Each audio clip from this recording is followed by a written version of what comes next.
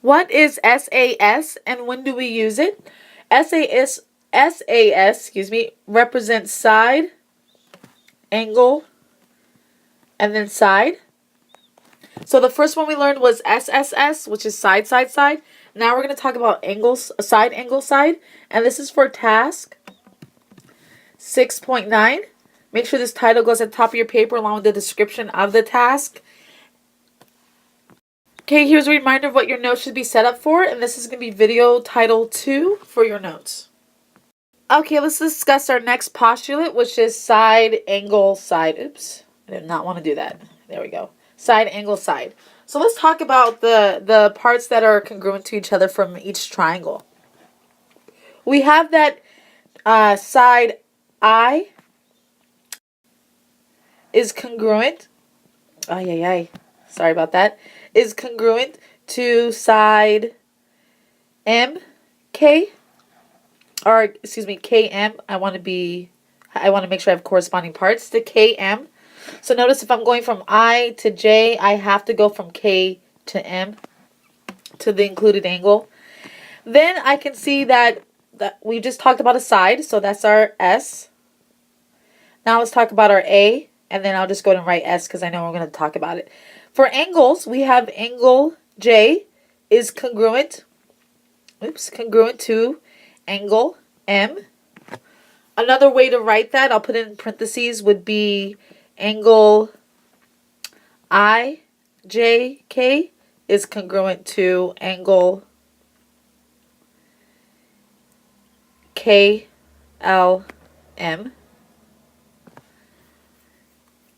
No, it would be KML, KML. You can go ahead and write it like this, or you can write the angles out like that. You remember the angle we're talking about is the one in the very middle, and it's the same thing as we have over here. And then for the side, let's talk about the next side. We have H. Oops.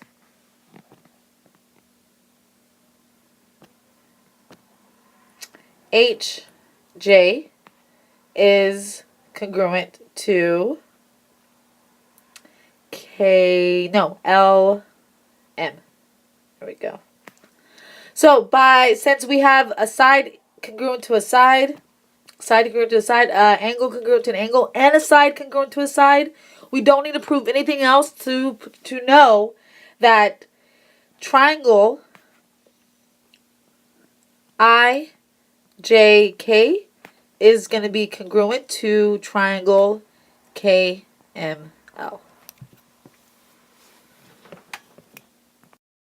And here's the more formal definition for this postulate. We have side, angle, side with its SAS. If two sides and the included angle of one triangle are congruent to two sides and the included angle of another triangle, I'm going to go ahead and notice I kept emphasizing included. I also want you to underline that. Then the two triangles are congruent. And so this is just the formal definition to explain what I just said on the previous slide. And now let's take a look at a real world example. What does it mean when we say included? The word included is used frequently when referring to the angles and the sides of a triangle. So BX, which is this side here, BX is included between angle B right here and angle X. Notice that if I have this angle here and this angle here, what's included or in between those two angles is this side. You can also say that an angle is between two sides. So angle N, which is right here, make a little bigger dot, angle N is going to be between NX and NB, those two sides. So when you're talking about included angles or included sides, it has to be in between, a side would be between two angles and an angle would be between two sides. So in order for you to use the different postulates we've been discussing, like side, side, side, and side, angle, side, they all must be included. Okay, so here is an example for us to try. Make sure you write down the picture and all the instructions, and then let's discuss it. So I'll assume that you wrote down everything. Let's take a look at this problem. It says we're given this information that angle RSG is congruent to angle RSH. And we're also given that side SG is congruent to side SH.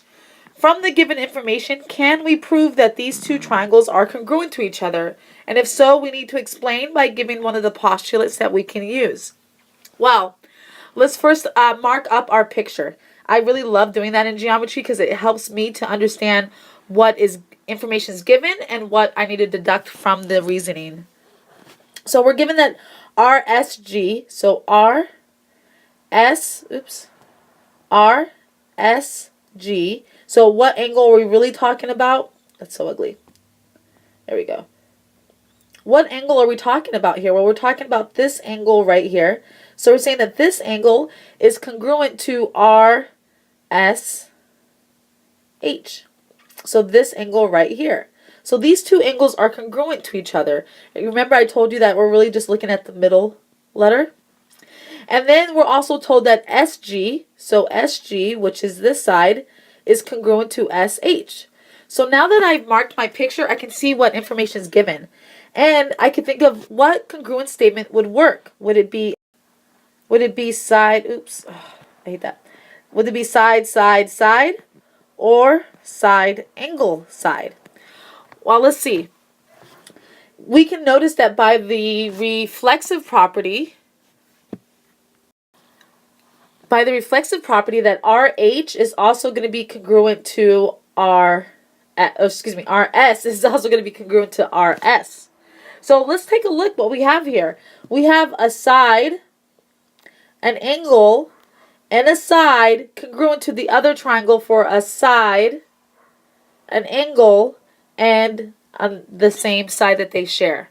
So we couldn't use side, side, side because we're not comparing all the sides to each other. Instead, we're comparing two sides and the included angle. So yes, we can prove that they are congruent to each other by using side, angle, side. Make sure that you get everything written down, replay the video if you had difficulty, and bring any questions you have to class.